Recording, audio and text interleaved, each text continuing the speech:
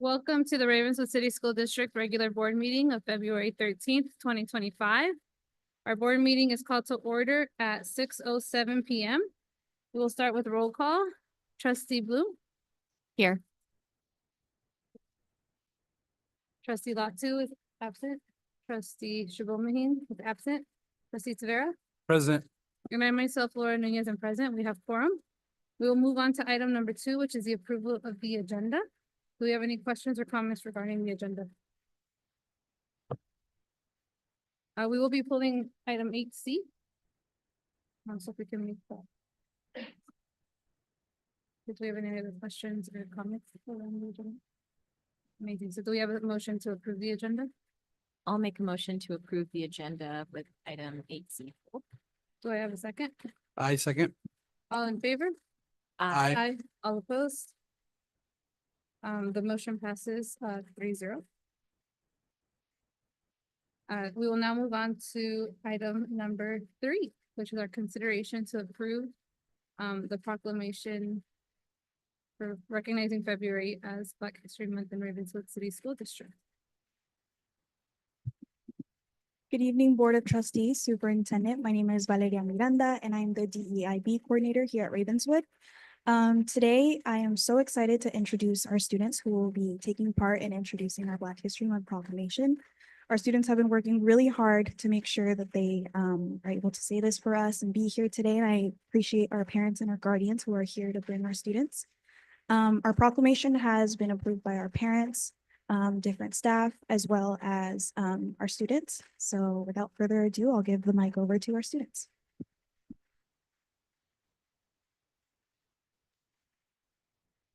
My name is Jonathan Gulo Gaxiola Jr., and I'm gonna say part 1. No, they're going to introduce themselves. Yeah, well, I'll introduce. Hi, my name is Jenny Snowden Jones, and I will be talking about Black history.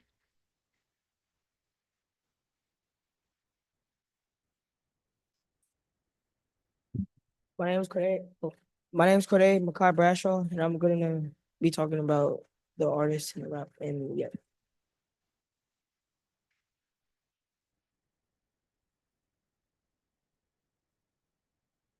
It was Justice Woodford. I will be talking about how African Americans have resisted history.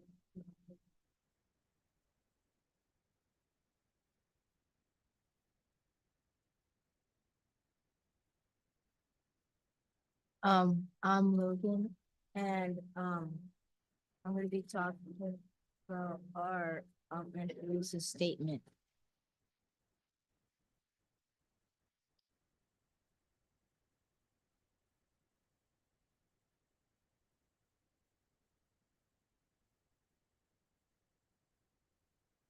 Hello, my name is Alea Rogers, and I'm from Castaño Elementary.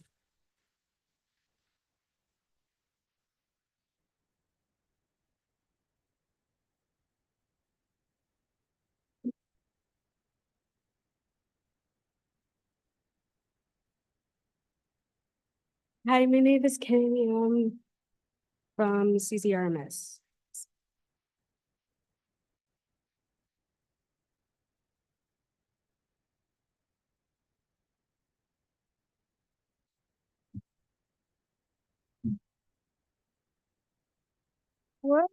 Whereas Black History Month is an annual celebration of African Americans in a time of recognizing the central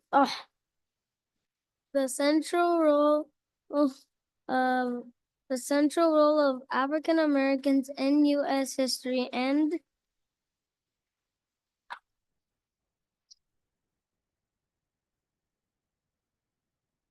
Whereas this year, the theme of African American and the arts is set every year by the Association for the Study of African American Life and History, an organization founded in 1915 by Dr. Carter G. and the famed African American historian known as the father of Black history. And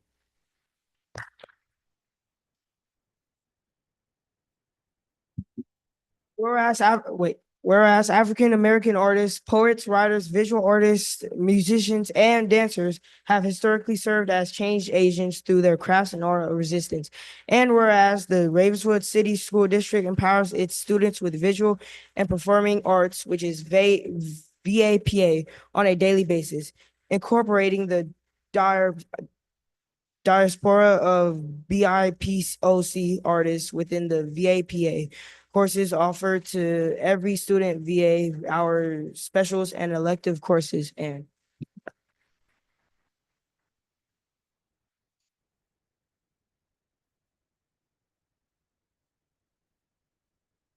African Americans have resisted historic and ongoing oppression in all forms, especially the racial terrorism of lynching, racial pogroms, and police killings since their arrival upon these shores. These efforts have been to advocate for dignified, self-determinating life in a just democratic society in the United States and beyond the United States political jurisdiction. Whereas the observation of Black History Month calls our attention to the continued need to battle racism and build a society that lives up to its democratic ideas. And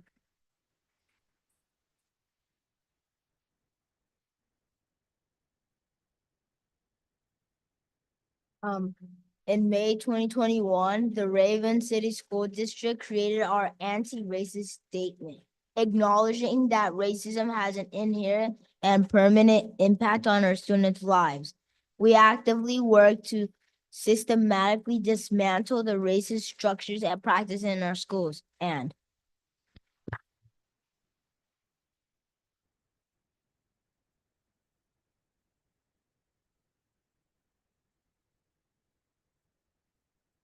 Black History Month is also an occasion to commemorate the countless contributions of African Americans, many of whom lived through and surmounted the scourge of segregation, racial prejudice, and discrimination to enrich every fiber of American life. And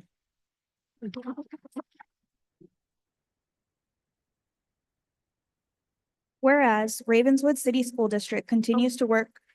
is Lauren here? Whereas Ravenswood City School District continues to work toward becoming an inclusive community in which all citizens, past, present, and future, are respected and recognized for their contributions and potential contributions to our community, the state, the country, and the world.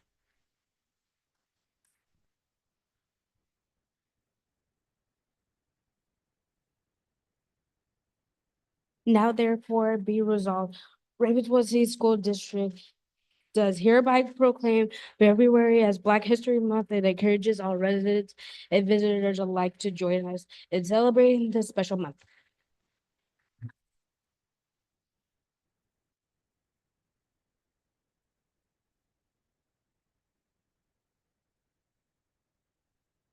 Ravenswood City School District honors the work of community members like Dr. Frank J. Omowal Stater White. Wrong person. Now, therefore, be it resolved, Ravenswood City School District does hereby proclaim February as Black History Month and encourages all residents and visitors alike to join us in celebrating this special month.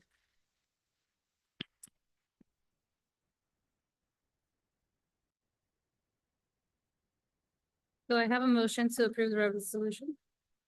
I will make a motion to approve the proclamation resolution SY 25-19, recognizing February 1st through March 1st as Black History Month in the Ravenswood City School District. Do I have a second? I second. All in favor? Aye. All opposed? The proclamation resolution passes 3-0.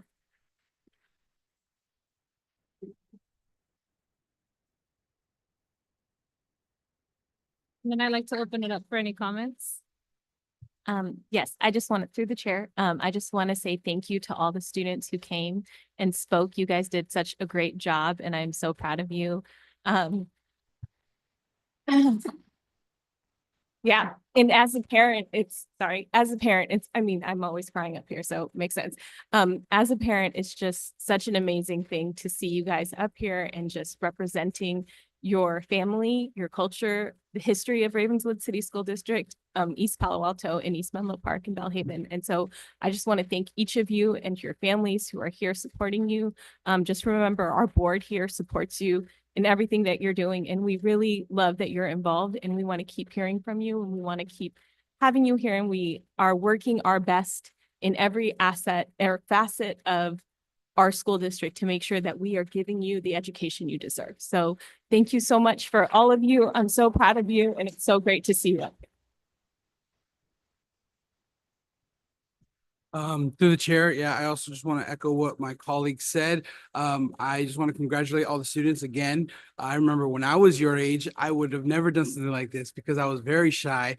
And I'm so proud to see you all here. I know it was raining. I know maybe it's been hard to get here. So I want to congratulate you all for being here on a school night, and also the parents that brought you, that also made the time to be here. And we want to celebrate you all and the great work that you're all doing in our schools. Also celebrate, every member of our community. And we're just so thankful. We're here to support you. And thank you for being here. And we're doing this for you all. And thank you for being here. To see you here speaking before us, grabbing the mic, moving it up and down. It was, I loved it and appreciate it. Just like when I see my daughter do something when she grabs her little mic at home. So thank you for being here. We appreciate you so much.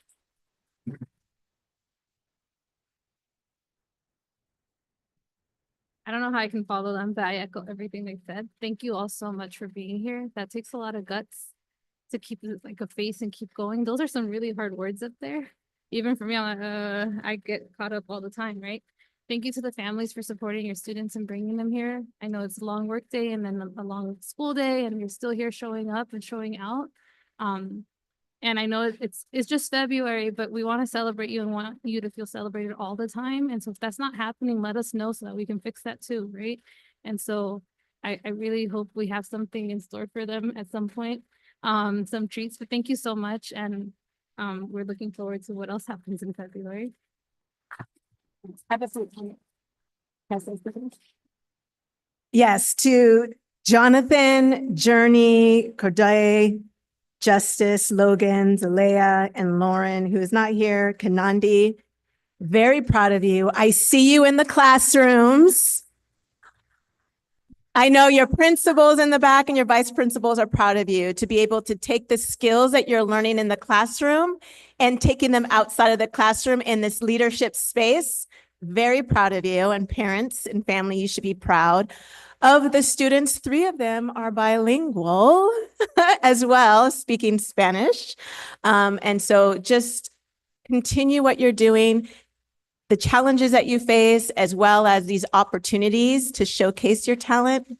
Don't hesitate to take that leap, and appreciate the family's support in helping them to take that leap. We're going to have future Dr. Frank Omowale Satterwhites. We're going to have the future Sharifa Wilsons and the future Maida Okelo and Robert Hoovers of East Palo Alto and Belhaven area right here.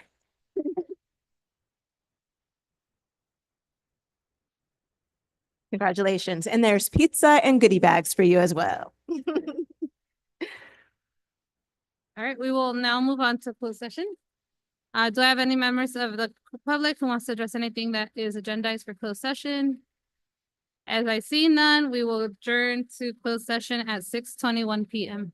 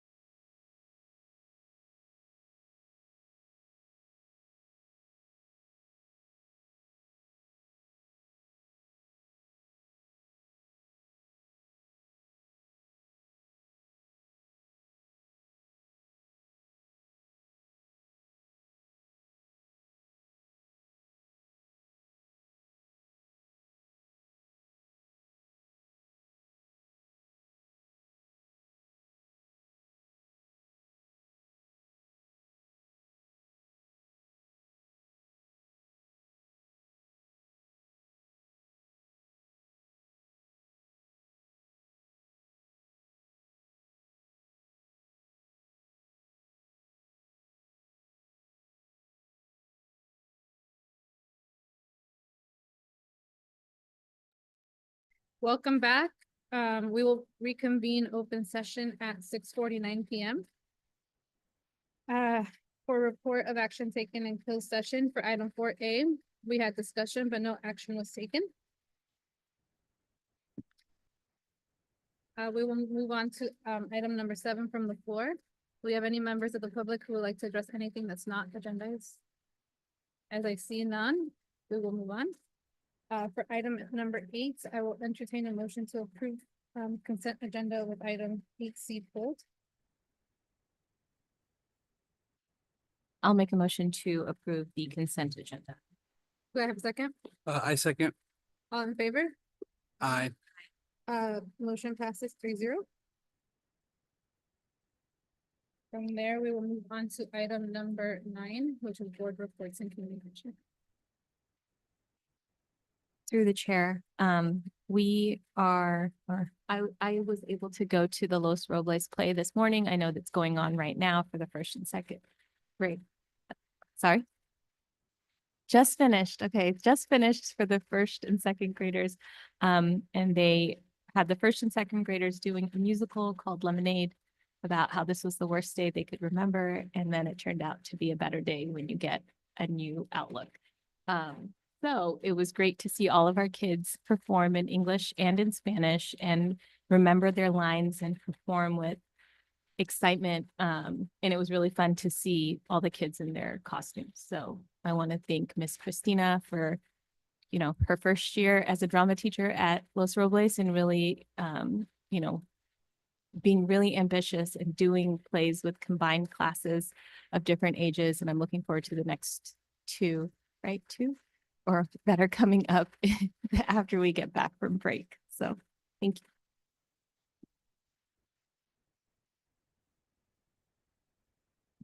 All right, we will move on to item number 10, which is an open public hearing. It is 6:51 PM.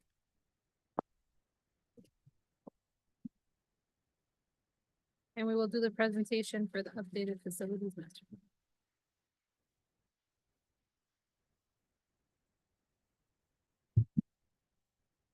Good evening. I apologize for the series of sequences we're about to go through on the agenda. I don't know that I've ever had as many different agenda items for this many things, so apologies. The background on this, just to give context, is the state passed in this last election cycle a statewide bond. That bond prioritizes smaller school districts, especially smaller school districts that have higher need student populations. So this new bond should prioritize the work that we've already done, are doing, and will do. That puts us in line to get reimbursed faster, which makes us more able to complete projects quickly. As a condition of that state bond, we are required to pass, have a public hearing on, pass, and review and pass a facilities master plan. That's a little bit odd given where we are in this, because we've already done a series of facility master plans and amendments throughout this process. So this is a little bit of dotting our I's, crossing our T's, but also hopefully a chance to highlight some of the work that we've been doing again. So just as a reminder, in 2015, the board approved the facilities master plan. We've reviewed this a number of times since then. It was very helpful in identifying the amount of money we went after with our last bond, which is about $140 million. We provided, as part of the 2022 bond that we went after successfully, we did approve a new facilities master plan, or reapprove the existing master plan with budgets for each of the sites and proposed timelines for proposed sequencing. You'll note that we did move Los Robles up to line up with Bellhaven. It is currently on track to finish before Bellhaven. Here is the summary of the revised facilities master plan with current budget amounts. Note that this budget does not include outside philanthropy, which is providing a material amount of support to make this happen. It also does not include other sources of revenue, like interest on the reserves that we have for our loans, or for our, sorry, interest that we have received for the cash we have from the bonds that we have passed. So we're actually earning because we have $50 million in a bank account. 3% interest over the course of the year is $1.5 million. You know, so that adds up over time and helps us continue the work of completing these projects. I'm just going to now tick through. I know I talked through some of this. We do have some other funding sources I forgot to mention here, namely developer fees, RDA funds as well. So we do get, as new construction is completed, and the board may remember they actually just revised the developer fees for our area. When a new housing unit gets built, when a new commercial development gets completed, we get some amount of money, which allows us to improve our facilities to address the need that comes from a new unit of housing. So again, goal today is to hear some public comment and reaffirm the facility master. I'll now tick through briefly the projects that we have underway. We have a lot underway at this particular moment in time. So I'll try and be brief, but we do have a lot going on. First off, the Magical Bridge project at the Cesar Chavez Ravenswood Middle School is on track to finish at the end of next month and on budget. This is a true sort of everyone together project. The field was donated, the tennis courts were donated, the district has contributed significant funds. So it really is sort of a team effort of making this happen. With this sort of wrapping up, the core middle school campus after a decade of maybe 6 years or so of construction is now largely complete. So there's no more middle school specific amenities going in, which is really exciting. We obviously still have work to do in the district office and the community hub on the field off of Bay Road, but the actual core campus at this point is largely fully renovated. And that was not the button I meant to press. I can dig out of this. All right, there we go. Los Robles. Los Robles, we initially planned for a $25 million budget, and we are currently about $7 million short of that budget. So good news on that front. The project remains on track to complete this summer, so students can move in from the CBC for the start of the next school year. Haven't got the official green light yet, but we're certainly moving in that direction. That's our expectation. The project does include renovating these new wings, a new field here, and a new renovated courtyard, as well as some improvements along the south side of the school.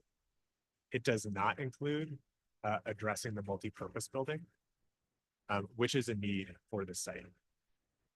Not shown here is also the outdoor science learning area, which is here, which is almost done. I think we have one or two more things to finish on that front, and then that project will be done. We have to erect the outdoor classroom, but good progress in that front. Yeah. If we're under budget, about 7 million, would any of that be like repurposed to address the multi-purpose or any needs that the multi-purpose might have? We'll kind of go to Bellhaven next, or we can go there now, but Bellhaven is significantly over budget. So while this isn't exactly the way that we set out to do this, we have taken projects that are under budget and use those to fund other projects, knowing that the scope and target budget remains the same, the planned scope of work remains the same.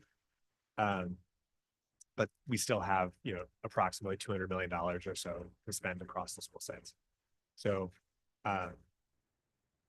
while it would be possible to use some of the money from Los Robles to improve the MPR, based on some of the work we've done at other MPRs, like at Bellhaven, the cost of that's probably closer to $10 million. And I think the direction the board has given thus far has been to focus on core classrooms, Bellhaven and Castano, and then go back and do the MPR, Cesar Chavez Ravenswood Middle School, which is in need, the MPR at Los Robles, which is in need. Bellhaven is getting a new MPR, but the Castano MPR that's probably another 15 years or so. I think it was built around 2000. So it's getting there, but really all of the gyms kind of do need to be revisited, probably in a future operations.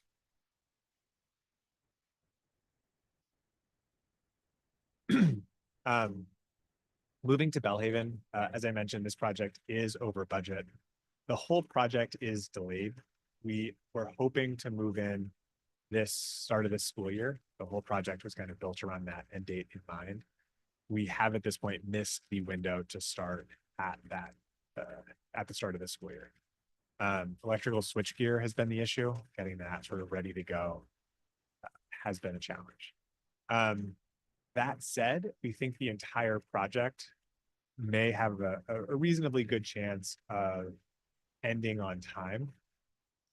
So the classrooms here, if they end up being a winter move or during the school year, we still are able to finish the multi-purpose room and the playground here about as scheduled, potentially including the field up here as well.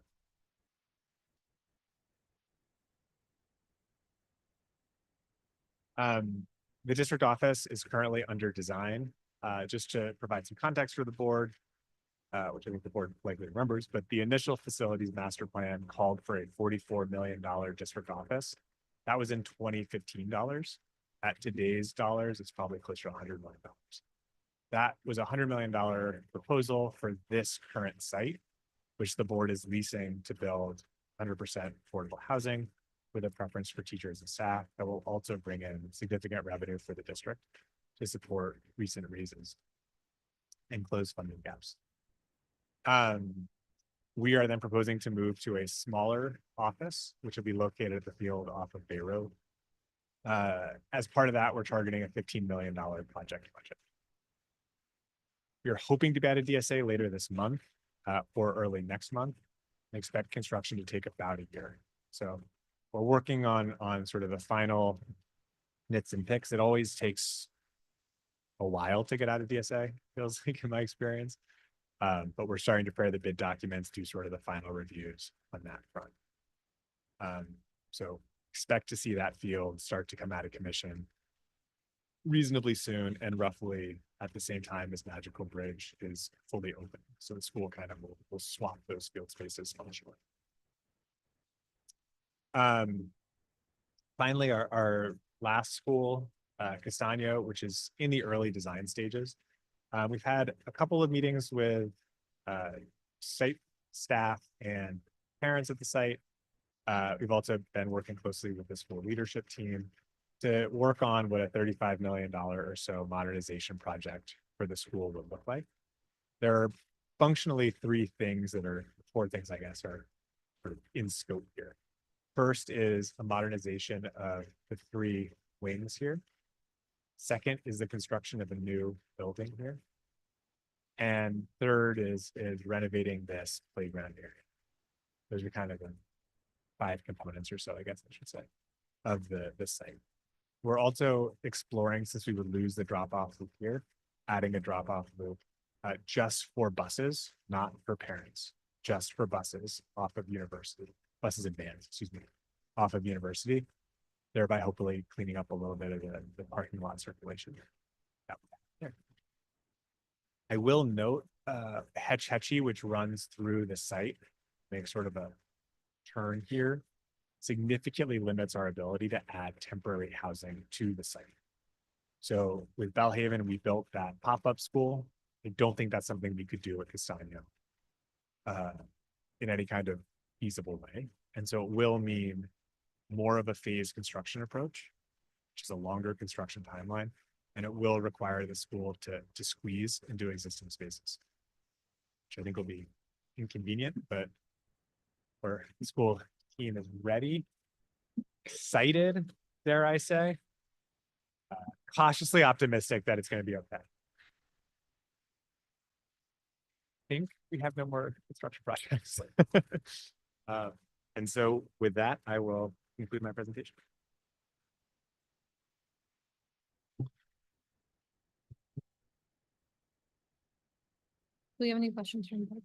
Yeah, so for the chair, with the Los Robles construction, I know this is a facilities update, so I do have a question. I know you were talking about the NPR does need significant work. One of the things that I do recall, whether it's from a facility subcommittee meeting or if it's something that you presented to us here, is that through our agreement with the Boys and Girls Club, with the lease that we currently have, that we are allowed to use their space during the day. So is there any way that we can use that gym during the school hours? I know as a parent, I've done drop off at Los Robles and they built a new fence. And I had questions as well about that of, was the district notified? And then also what is in their agreement to be able to do those type of construction pieces based on what our current agreement with them is. Good questions, and I have recently reviewed that ground lease, but I don't have it in front of me, so I'm going to speak a little bit from memory. There is a boys and girls clubhouse located here. The district owns the land. It is a long-term lease that we entered into, I think, in the 90s or so. As part of that lease, my understanding is we own the parking lot in front of the school, but they have the ability to use it after school hours. So they made some improvements, but it is technically our parking lot, not the Boys and Girls Club parking. With regards to the clubhouse here, the district owns the ground, they own the improvements, AKA the building. They're able to use the building after hours, but we have the ability to request and use that space in some kind of reasonable fashion, as long as it doesn't interrupt their programming. So if they're having an event during the day there, they could say no, but otherwise they should be saying yes to any during the school day requests that we may put in. In terms of the specific fence, it's certainly been a touch point. I did not receive, and I don't believe the superintendent received any form of notification, as did our facilities team, that they were proceeding with a fence around, again, the district-owned parking lot. We have raised that issue with them. I believe they may have brought it up with someone from the school site, but that is not the procedure outlined in the agreement. And in my mind, they are in sort of material breach of the lease. Is there anything? Have we started conversations with them about this in general? I am very often in that area. And I feel like that fence has now created more safety concerns. We have a lot of buses that drop off kids there. So now instead of being able to, or even parents to pick them up, we can't use the parking lot anymore. It's gonna cause more traffic because now they can't really just swing around and grab the kids getting dropped off by a bus.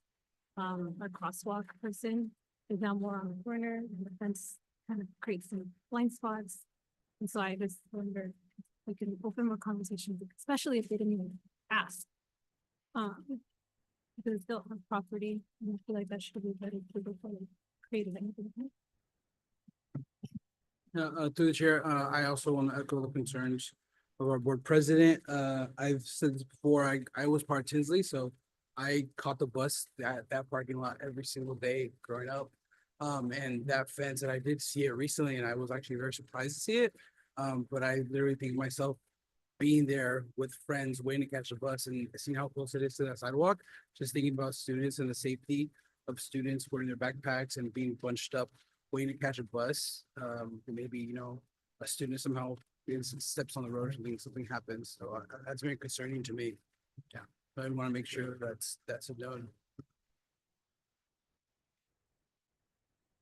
Through the chair, I think another question that I have is, I know the ground lease was written back in the 90s, and one of the things that this board has been really vocal about in all of the ground leases that we have talked through and looked at for the last at least 4 years, have really talked about how it's benefiting whatever ground lease we're entering, how is it benefiting Ravenswood School District. And so I do understand that the Boys and Girls Club run all of the after-school programs on our school sites at every single, well, the middle school has multiple after-school programs that are located on their campus.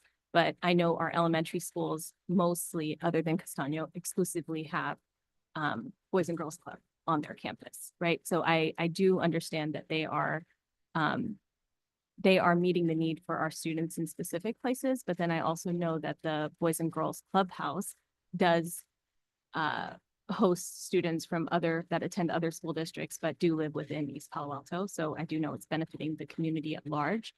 And my long-winded question is, how often has our school district taken, I don't want to say taken advantage of because it is in the lease. So how often have we actually used the space I know that we did for the promise meeting last week, but I'm just thinking overall, like especially with that gym that's in there, that is large. And now that we have drama at Los Robles, I know that the drama teacher meets at the NPR, which makes sense with the stage. And so and we have PE, we have that special. So how can we utilize that space on a regular basis during the school day, as it says in our lease? To make sure that we are giving that, using that space to benefit our students at Ravenswood City School District, not just students that are outside of our school district. I think what we can do is if there's direction from the board, we can look into how to incorporate the use of the facilities within our regular day, as well as what we'll mention in terms of using the parking lot and what have you. We can explore that. Yeah, and I'm just thinking too, with the parking lot, I know that staff might appreciate parking there. That will open up some spaces for drop off once Los Robles is also open. So I think that there are ways that we can try to utilize that space to benefit us. That's going to also benefit families and parents, and continue to keep safety protocols for that area, that very busy area, as well as parents are going to go to Los Robles, and whatever the CDC becomes, they go to La Escuela. They're also going that way in that direction to go to EPAA and Eastside, right? So there's a lot of congestion that happens right there. And so I think if we can make sure that we're utilizing the space as we all agreed to in the beginning, that would benefit all. You think Alex made some good points earlier today in his budget meeting. Just the size of the school has grown from 200 students to 300 students, which is 50% increase in a relatively short amount of time. With 50% increase comes roughly a 50% increase in staff and a significant increase in families driving for students who don't take the course. And so I do think that potentially reusing the space that per the lease we are allowed to be owned as a staff parking lot is a good suggestion. I think it's something we can take back to the school site. And then I think we're open to exploring other ways. I mean, that was just in a personal note, that was the second time I think I've been in that space. It's not relatively, I don't know what that's an indicator of, but every 2.5 years I'm there, and I don't know how often the superintendent's there, but it's relatively unused relative to our other spaces by district staff, students. Thank you. So we'll take direction from the board then. Thank you. If we're okay, we'll move on to item 3, which is an opportunity for members of the public to comment on the facilities master plan. If I see none, I will adjourn the public hearing at 7:12 p.m. I will now move on to item 11, which is a consideration to approve the facilities master plan. I will entertain a motion to approve the facilities master plan.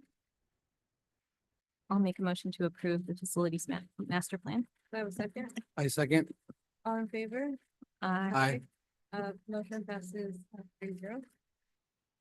We will now move on to item number 12. Which is a consideration to approve resolution number SY 2520, calling for facilities master plan. I'll make a motion to approve the resolution SY 2520, calling for a facilities master plan. The chairman, I second.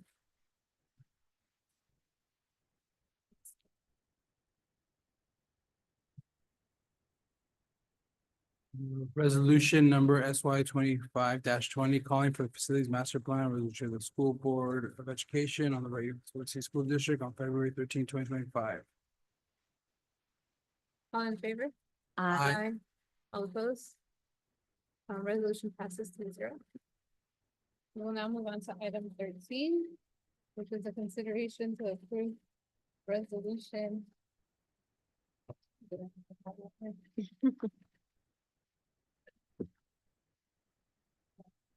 Resolution number SY 2521 in support of applications for eligibility determination and funding, designation of authorized district representative. I'll move to approve. I'll move to approve item number 13, the resolution and number SY 25-21, support of applications and so on. That was second. To the chair, I second the motion. Resolution number SY 25-21 in support of applications for eligibility determination and funding designation of authorized district representatives. All in favor? Aye. Any opposed? Resolution passes 3-0. All right, we'll now move on to item number 14, which is a ballot for California School Boards Association Delegate Assembly Election Vote 2025, Subregion 5B, which is San Mateo County. There are 3 seats open. Each of you should have a ballot in front of you. The candidates are Gregory Land from San Mateo Union, Andrew Lai from Jefferson Union, and Francesca Seger from Menlo Park. And so you will take your votes.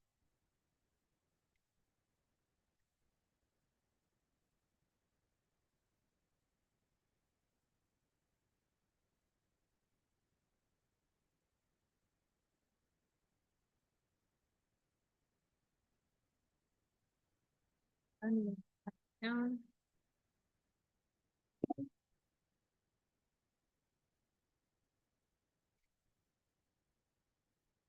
So we have 3 votes for Gregory Land, 3 votes for Andrew Lai, and 3 votes for Francesca.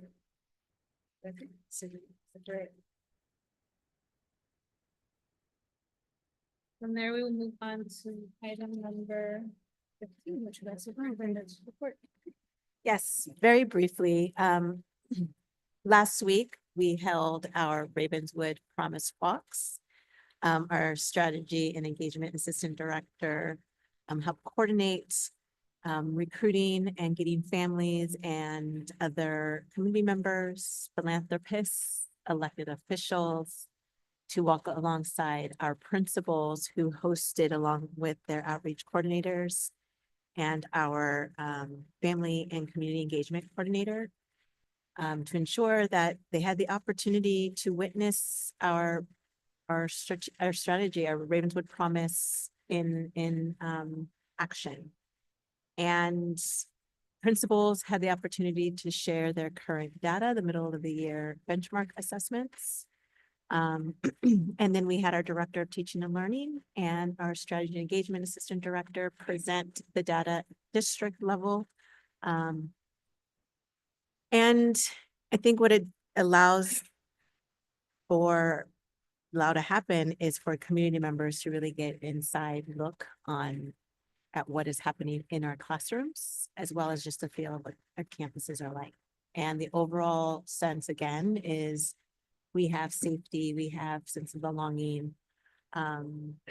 We have the sense of invested teachers and staff members who have our students' well-being and their best interests at heart.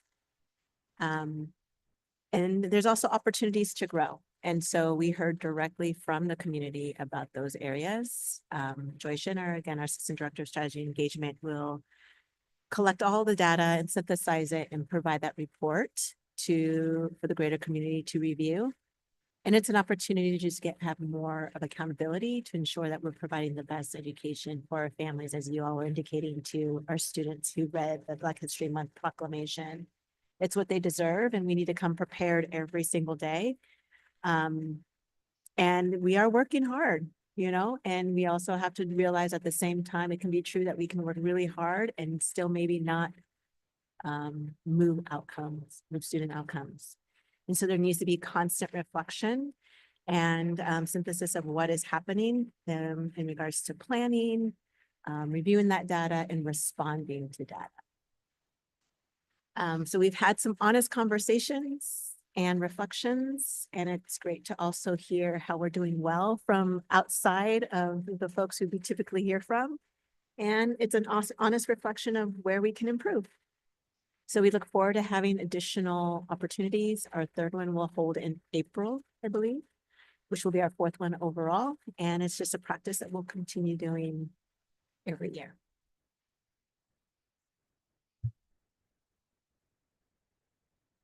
We will now move on to item number 15, which is board member student references.